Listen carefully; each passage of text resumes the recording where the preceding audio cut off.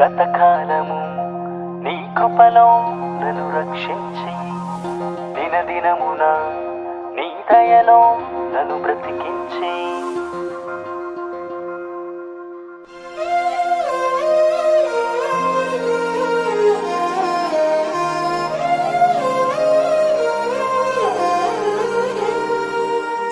సేవకుడా నీ భాగ్యమెంత గొప్పది, సేవకుడు నీ బ్రతుకు ధన్యమైనది. చిత్తములో వాళ్ళకే లొంగిపోదువా, సుందర బహుమానాలు పొందుదువా. సభలో వాళ్ళకే లొంగిపోదువా, సుందర బహుమానాలు పొందుదువా.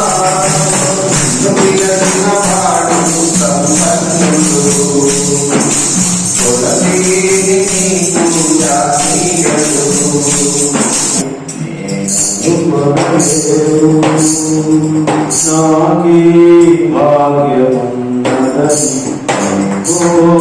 కోరుకొనలేవు, నాకి ఇది కావాలని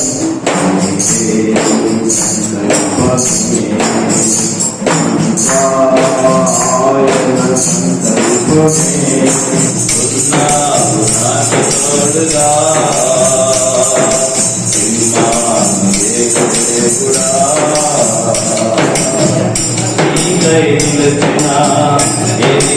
భక్తుని గరముల నీవే పోషించితివే, నిన్ను ప్రార్థించిన రాజుకు ఆయుష్కాలము పొడిగించితివే.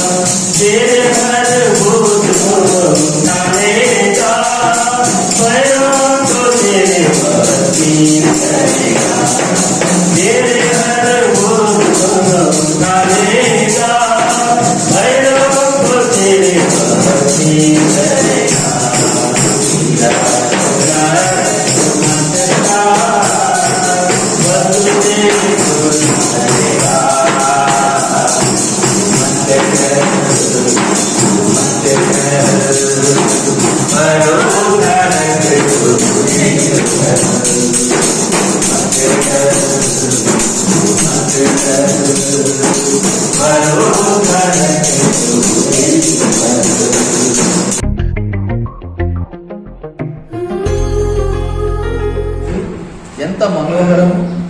అది తల మీద పోయబడి అహరోను గెడ్డమి మీదుగా కారి అతని అంగీల అంచు వరకు దిగజారిన పరిమళ తైలం వలె నుండెను. సియోను కొండ మీదికి దిగవచ్చు హెర్మోను మంచు వలె నుండెను. ఆశీర్వాదమును శాశ్వత జీవమును అచ్చుట ఉండవలనని యెహోవా సెలవిచ్చుచున్నాడు. ఎఫెసీయులకు రాసిన పత్రిక 4వ అధ్యాయము 1 నుండి 3వ వచనం. కాబట్టి మీరు సమాధానము బంధము చేత ఆత్మ కలిగించు ఐక్యమును కాపాడుకొనుటయందు శ్రద్ధ కలిగిన వారై ప్రేమతో ఒకరినొకడు సహించుచు మీరు పిలువబడిన పిలుపునకు తగినట్లుగా దీర్ఘశాంతముతో కూడిన సంపూర్ణ వినయముతోనూ సాత్వికముతోనూ నడుచుకొనవలెనని ప్రభువును బట్టి ఖైదీనైన నేను మిమ్మల్ని బతిమాలు కొనుచున్నాను. మరియు మాట చేత కానీ క్రియ చేత కానీ మీరేమి చేసినను ప్రభువైన యేసు ద్వారా తండ్రి అయిన దేవునికి కృతజ్ఞతాస్తుతులు చెల్లించుచు సమస్తమును ఆయన పేరట చేసినా కూడా మన మాట గాని మన క్రియ గాని మన ఆలోచన గాని మీరేమి చేసినను ప్రభువైన యేసు ద్వారా తండ్రి అయిన దేవునికి కృతజ్ఞతాస్తుతులు చెల్లించుచు సమస్తమును ఆయన పేరట చేయుడు. సో ఇవన్నీ కూడా దేవుని మహిమాత్మై, దేవుని నామ మహిమాత్మై మనము చేయవలసినటువంటి వారమైన.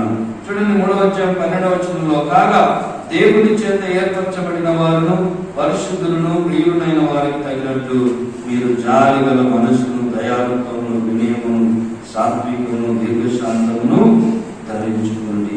So you are called by God. దేవుని చేత నీవేర్పాటు చేయబడ్డావైతే నిజంగా మన జీవితంలో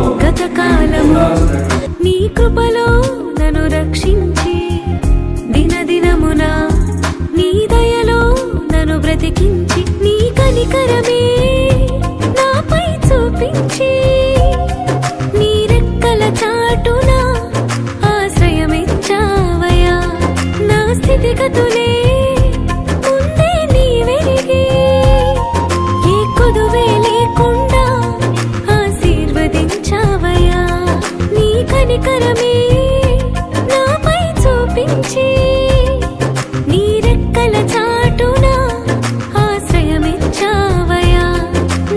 స్థితిగతులే ముందే నీవెరిగి ఏ కొదువే లేకుండా ఆశీర్వదించావు